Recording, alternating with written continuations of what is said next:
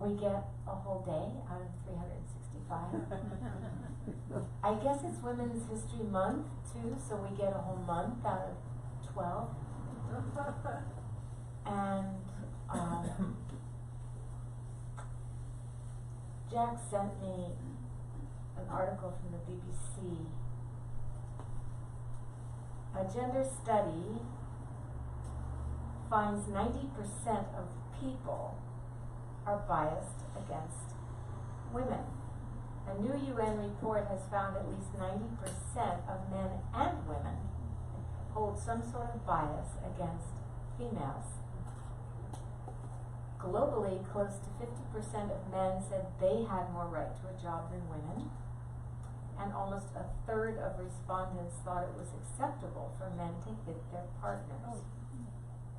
The study found, this is what really blew my mind. I actually stopped reading it the first time.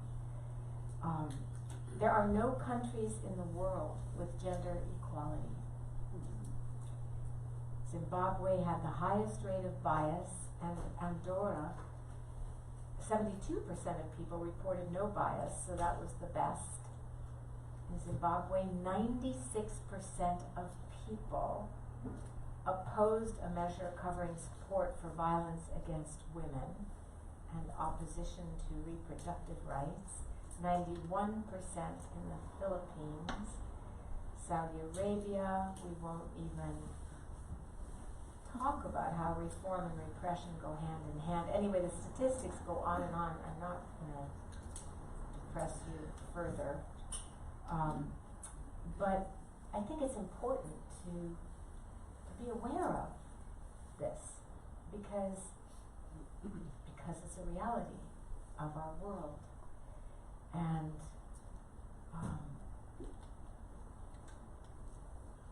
we want to celebrate International Women's Day, and we understand that an equal world is a better world, a more powerful world, way more powerful world, and we want to have equal gender, all gender. And when I talk about misogyny, and that is the fear or hatred of women, I would also want to just make sure you understand, I mean anybody who is perceived to be feminine or womanly is subject to prejudice. Boys are called sissies, etc. So, or anybody who might consider themselves non-binary, not even have a gender identity, but if they are seen as female, they will also be subject to that bias, including men who are just more feminine. And this is seen even with kids. I remember when my granddaughter was in 6th grade, there was one boy who was always friends with all the girls, and then I think the nail in his masculinity coffin was that he liked baking cookies and things too. I mean, the children were all very aware of this, and I'm happy to say that in that class there was no problem for this boy, but this was it was actually an unusual class of kids who were very nice to each other, all the way from 1st to 6th grade. I think they were together that whole time. I mean, they weren't nice every minute, obviously. They were humans and children besides. But basically, there was a feeling of solidarity in that class, which was quite unusual. But this is just a fact of our world. And I have some notes here. That's why I'm looking at this. And I think that it's one of the reasons that I was very drawn to Buddhist practice. We didn't have a mindfulness movement yet back in those days, in the early 70s, but I was part of we called them consciousness raising groups, raising awareness of our lives as women, things that we hadn't really questioned before about our roles as wives and moms and sisters and daughters, and we didn't have any grandmothers in our group yet. at that point.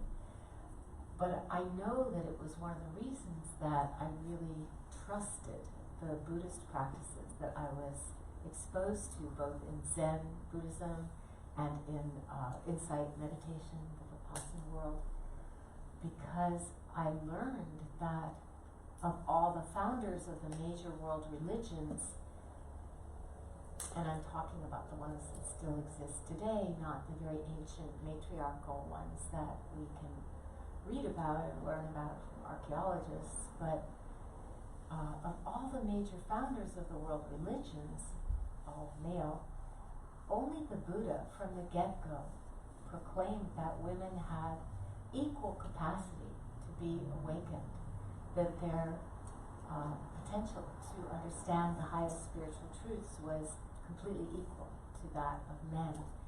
Now, he was sitting there probably thinking, well, yeah, hold on, but thousands of years ago, that was a really radical position for him to take and for him to welcome women into the community. It didn't happen all at once. There were a lot of concerns about it because culturally it was just so weird. It was easier for the Buddha to invite people from the caste considered untouchable into his community than to invite women into the community. In spite of that, women did enter the community, became teachers with recognized power and authority, and had their students, and these were things that impressed me a lot as a young woman, because I didn't see them in the religion that was, I was not raised to be observant, which I'm sorry about, but I wasn't, in the Jewish tradition or Christian, what I saw around me. It wasn't like that. We didn't have many women teachers in the early days. We have many, many more now, which is a very good thing. Women who are in leadership positions in their communities, their meditation communities, often have a harder time fundraising and have other issues that come up, particularly as challenges, I would say, for us women. But here we are, and I'm really proud of the fact that InsightLA, we have a lot of firsts that we were pioneering. The first one to offer both Buddhist path and secular mindfulness education and trainings, and also the first to have a lineage that was, it isn't anymore, but at the beginning was exclusively female, because the first teachers to whom I gave a teacher authorization were Christiana and Beth, and the person who presided over that ceremony was Sharon Salzberg. So Sharon was representing her generation of teachers. I was representing the next generation of teachers. Even though they're the same age, I didn't start teaching as early as she did. And then Christiana and Beth representing Sharon's grandchildren. So, we're really working to welcome everybody into this community as equal and equally able to understand the teachings, to embody the teachings, and eventually, if that's your path, to teach the teachings as well. I'm really happy about that. From the beginning, as I said, there were powerful women practitioners, and my friend Susan Murcott wrote a book. It came out at the beginning of the 90s, maybe. She worked on it for a long, long time, all through the 80s, certainly. And it was called The First Buddhist Women. And it was enlightenment poems from the early nuns who were gathered in the Buddha's community. Some of the, certainly the earliest Buddhist literature, recorded literature, were the enlightenment poems of the monks and also the nuns, but also some of the earliest recorded literature written by women. And they are wonderful poems. And somebody has done it's a little more radical translation of them, a man, but working with the nuns currently. And I wanted to see if I could read you. I meant to bring the book, which I have, but I forgot.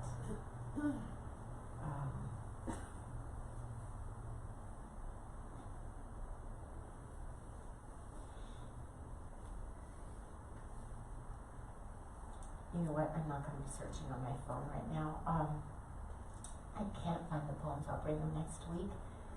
But they are poems of women proclaiming their freedom, and women from all walks of life who have come to study the teachings of mindfulness and wisdom and compassion.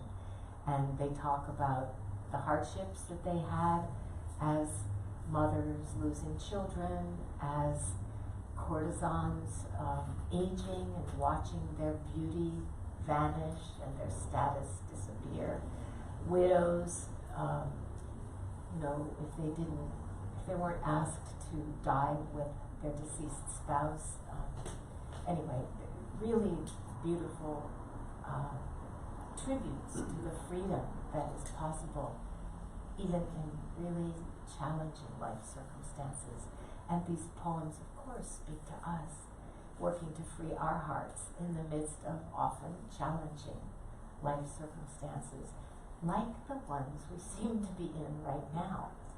I do want to thank you all for your courage to come and be together, because there is, as Mark said, we will be offering this sitting group no matter what online, but it's different to be together in meat space, M-E-E-T and M-E-A-T, with our meat bodies together.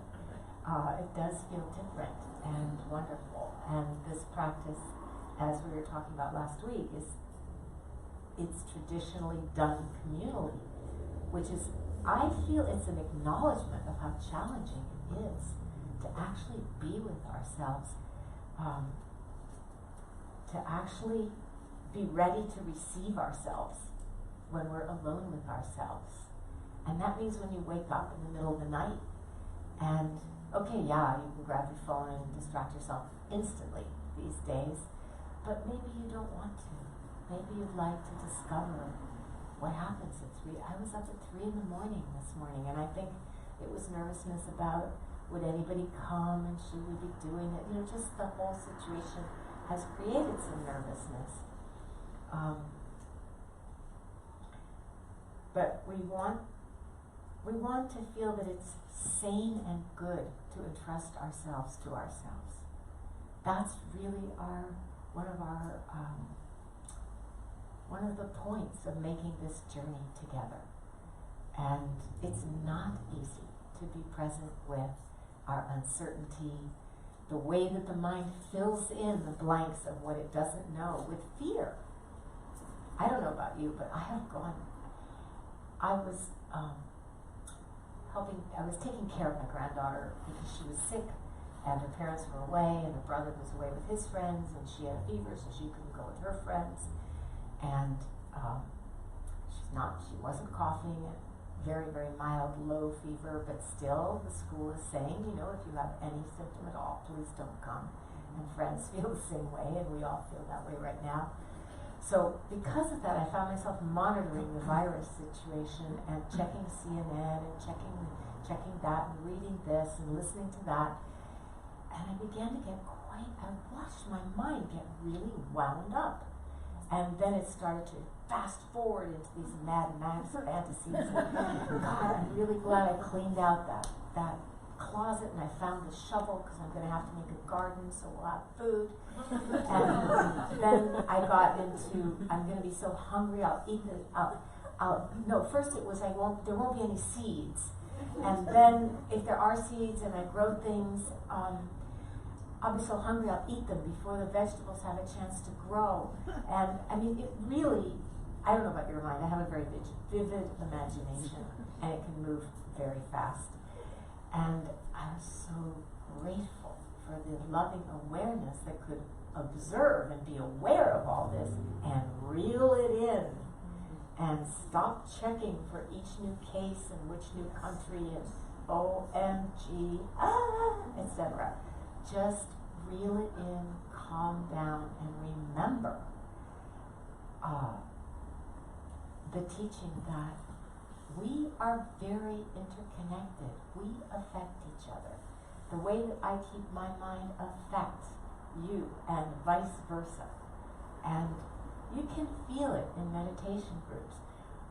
Many years ago, when the Forest Refuge, which is part of IMS in Barre, Massachusetts, opened, they started out with a 2-month retreat for teachers. And I was privileged to be able to attend that retreat. And it was amazing at the beginning of the retreat to sit with a bunch of people who actually knew how to work with their own minds and were very experienced. They were teachers. There was none of the restlessness and fidgeting and sleepiness and settling in that normally happens at the beginning of a silent retreat. People just, boom, dropped in. And we could feel it. You can feel it. You feel the difference coming here and meditating than when you're meditating alone at home, right? There's energetic support when we come together like this. And so we're not just staying calm and reeling in the anxiety and catastrophizing, disaster fantasies, etc. We're not just doing it to calm our own hearts and minds. We're doing it to help each other. And we're doing it to help ourselves not just stay sane and so we can entrust ourselves to ourselves. I love that phrase. Not just to stay sane for that reason, but because we can make wiser choices for our community and be a blessing for our community. Be the ones that help other people calm down. Because it doesn't help us to worry. Somebody asked the Dalai Lama once, and this was years ago, watching the genocide in Tibet, don't you worry all the time? Like, how can you handle all this? And he said, I don't worry. He said, if I thought worrying would help the situation, I would worry. But worrying won't help. It won't help me. It won't help the situation. It doesn't make anything any better. So I don't worry. Now how come he has that choice not to worry? Guess. His practice? Yes. He practices 4 hours a day, guys. That's how come he can choose what to do with his mind.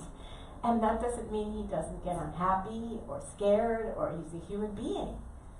But he knows how to work with these states.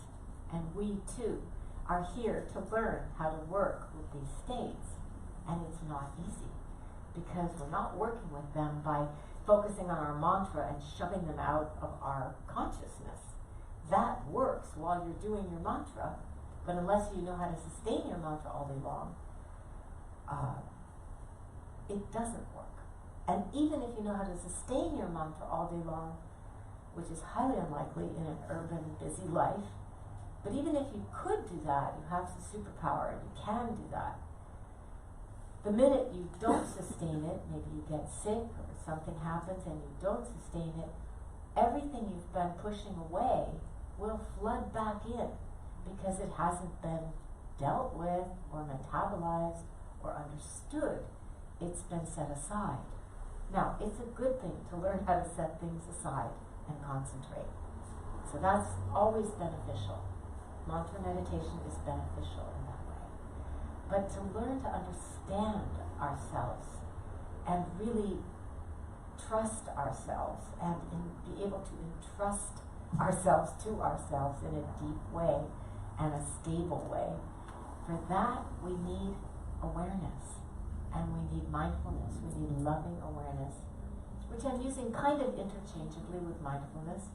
It's just that mindfulness, we usually think of being mindful of something. Mindful of our breath, mindful of our sensations, mindful of our thoughts and feelings, etc. Whereas awareness doesn't have to be aware of anything. It's just here. It's just the ground of our being, awake and aware. And then Ram Dass introduced the love part. I feel like that's where he merged the bhakti devotional path that of his teacher with the Buddhism and mindfulness and awareness practices that he studied very intensively by calling it loving awareness. Stephen Batchelor's new book is called The Art of Solitude. So that's why he put that quote about Montaigne, who actually did go into retreat in the 16th century. He lived in the 1500s. And he went into this tower. His house doesn't exist anymore, but the tower still does. He decided to do this years-long retreat in the tower. He was very romantically inclined to do this and excited about it. And he got into that retreat and he discovered, to his enormous chagrin and then later despair, that he could not govern or control his mind at all. And this is somebody who received an incredible education. His father wanted him to be a Renaissance man. Until he was 7 years old, they only spoke Latin to him so that he would be fluent in Latin. But all that education and all that brilliance, my first teacher used to say to us, and I couldn't understand it. I was raised in a Jewish family where education and achieving academically was so important. And he used to say to us, understanding will not help you. I said, what? Wasted my entire childhood and young adult life in school. Understanding will not help you, but that's what Montaigne discovered, that understanding all these things did not help him, that he needed to learn how to be with himself and be with his process and be aware of it. And the way that he actually made the shift to learning was by writing. He did a writing practice, which turned into his essays, which they weren't really appreciated in his lifetime, but we appreciate them hugely now because he was mixing in his personal experience and insights with his philosophical musings, and we appreciate that kind of honesty and authenticity and humility. The humility to get depressed and realize he did not know what to do with himself. And he had every privilege and wealth, and his retreat, I'm sure, was quite comfortable. He probably had a valet to help him and, do his errands and stuff, I'm imagining. So we're talking about the challenges of solitude, but at the beginning, Stephen also quotes Wordsworth. For oft when on my couch I lie, in vacant or in pensive mood, I flash upon that inward eye which is the bliss of solitude, and then my heart with pleasure fills, and dances with the daffodils. So there's that part of solitude too, which we discover when we give ourselves the opportunity to experience some solitude. That's a hard thing to come by in our connected technological world. I mean, we just don't ever have to be alone anymore with ourselves. But when we give ourselves the gift of time to do that, we discover the pleasure, the profound pleasure of our own being. I used to think of retreat, honestly, not in a narcissistic way, but I used to think of it as a chance to fall back in love with myself. Because I would fall out of love with myself in my daily life, for sure. And then I would get into retreat and realize the miracle of this body, of this being, of this mind that can learn how to be calm and sane and peaceful and profound. And everything began to have, so much beautiful meaning, and you have these, everybody, this is our nature. We all have this capacity within us. And if the virus forces us to stay indoors and be quarantined, this is what we'll practice and learn and study together. How do we, of course, we assume we'll have the internet and a million other distractions, but these teachings are going to come in handy whatever happens, because somebody wrote very, very strongly to Mark, our director you just met, and said, you need to close your centers for 2 weeks. We thought, well, if that's all it took, we would do it.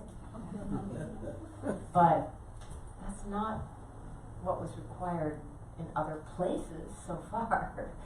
It's lasted a little longer than 2 weeks, but you know, everybody has very strong ideas about what should happen, and if it really is all sort of blown over and, or what is the expression? You know what I mean? Gone in 2 weeks, then we will have strengthened and deepened our practice, which serves us forever and always. And certainly in terms of equal gender, because the more we strengthen our practice, the more we become aware of our bias in terms of race, in terms of gender, in terms of ability, in terms of all of the identities that we carry in this life. Oh man, I'm getting so into this. I really have a lot to say, but you know what? I want to hear from you too. And we'll have more chance next week. So, I'm going to stop right here and invite you to ask questions about your meditation if you have them, or whatever part of your practice that you're curious about or you'd like to share. We are having a new method of handing you some hand sanitizer before you take the mic. Although actually, it should be after. Marilyn, you're right. But I have a sequencing issue because I have such intense ADD. I can't make outline. It's hard for me to sequence things like that. You're right. We had an exchange earlier because I was convinced that you should wipe the hands first. But it's not the mic that can catch the virus. It's us. So you can touch the mic and then Purell your hands, okay? Before it comes to the next person. Anybody dare ask a question? You are not taking your life into your hands. You have to use the mic? Yes, because we are live streaming and they can't hear. Is it possible for us to ask a question in one person and keep the question in the mic for you? You don't like our method? It worked fine last time. I think there's a little aversion to mouths getting close to the mic. You don't have to get that close to the mic. Marilyn can turn the volume up. I have also sanitized the whole mic. And she's also sanitizing the sponge. But it can't be sanitized in between people. So just keep the mic not that close to your mouth. Yeah. Not touch it, definitely. But you can also hold. Usually I'm saying hold it closer, like an ice cream cone. Not today. Let's try this, and if you would rather not do it, but you want to ask a question, I will repeat the question. We'll just leave it up to each person. Discretion. Yes. So I hold it there. Yes. I try to stick with that. Yes. Okay, this may be a little... Remind me your name? Tim. Tim. Yeah. Sorry, this might be a bit of a selfish question, because I know not everyone suffers from this. But I was really interested to hear that you just said that you suffer from ADD. Yes. And I do myself, and I've only recently been diagnosed, but after the diagnosis I've gone back through my life and my experience with mindfulness and the impact that it's had, and a lot of things have really clicked into place as to why this has been so important for me. Yes. And I just wondered if there's anything, as someone who has newly come to the diagnosis, that you could share with someone that suffers from this, and how you can sort of make peace with how scattered and how chaotic and how overwhelming it can feel at times to deal with. Yeah. Well, first of all, I resisted the diagnosis for way too long. I have a friend named Ned Hallowell who is sort of like the ADD guru, and he wasn't that at that time. We were in a school consulting group together of, I touched my face, but my hands are Purell. This is a mindfulness practice, right? Yes. Anyway, so Ned, he wrote the first book about ADD called Driven to Distraction, and he was on Oprah probably every day for a while, it seemed. I used to love Oprah, and he would say to me, "You need to get tested," and I would just ignore him totally, and I wish I hadn't, because I think my life could have been a lot easier, frankly, certainly professionally. But he started taking the medication in college, and I'm not going to compare his career trajectory and mine because we went in very different directions, and I did not aspire to what he did. But when I did get diagnosed, it was because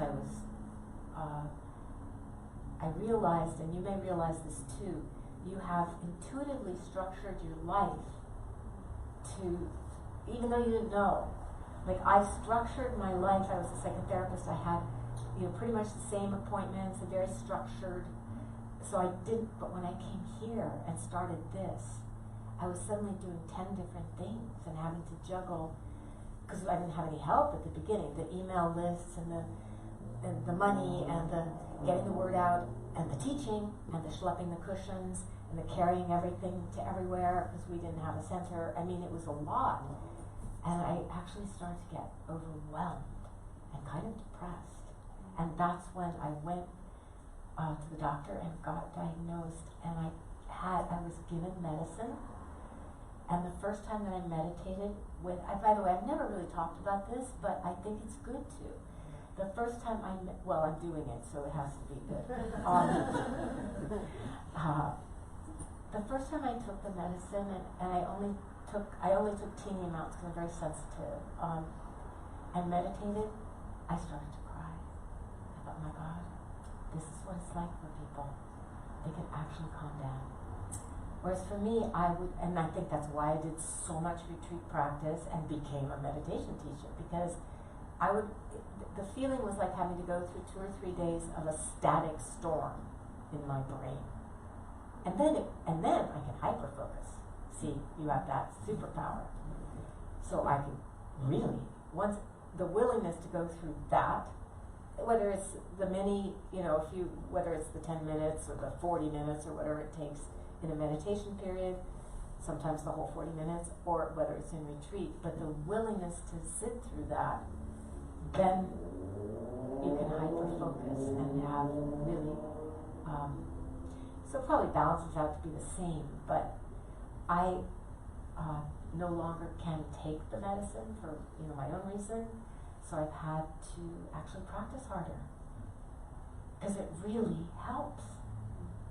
It really, really helps just to rein the mind in and come back, over and over and over, and it does help. I don't mean just that it helps in the moment. I think it helps the whole system.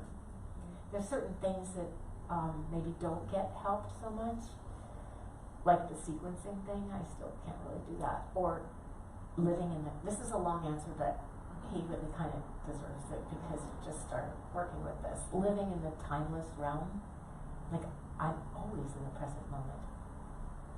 I can't actually manage time. And when I'm not married, it's really hard. When I'm married, the person usually helps, But if you're single, it's harder. And don't. Says I have an interesting relationship with time. Yeah, you always have an interesting relationship with time. In my experience, don't bother. If anybody is, you're probably better than the one I had. Don't bother hiring an ADD coach, because they teach you these strategies, and I'm like, if I could do that, I wouldn't be calling you up. Oh, just count backwards from the deadline that you have and figure, by this many weeks I need to have this much done, and by this, brain doesn't work like that, right? It just doesn't. I think the most dramatic change for me was like just the acknowledgement of that it was a real thing, that I wasn't just broken. Yes. And I think that was like a massive perspective shift, because it gave me the permission to account for it. It helps your self-compassion. Yeah, for sure. And so then I can pass it on to my colleagues and say, look, without even telling them I've got ADD, so therefore I need to do this, just say, I need to have these structures in place to do my best work. And be unapologetic for that. Yes. And then getting over that hump is just like absolutely in my professional world. It validates and legitimizes you're doing that. Yeah. So even if you don't do medicine, I'm thinking about it at the moment whether I do or not, but like just the acknowledgement of it and the diagnosis is such a transformational thing. Yeah. And if you can do the medicine, I strongly recommend it. Okay. You know, it's you don't have to take that much for it to help. And then the last thing that I would say is you then become a model for everybody else in your work group or your workplace. We all have different ways of working that work best for us. Looker learners, listener learners, you know, and to be able to name those and let people know this is how I can support our effort the best way. It's really helpful to others. It's not selfish at all, so thank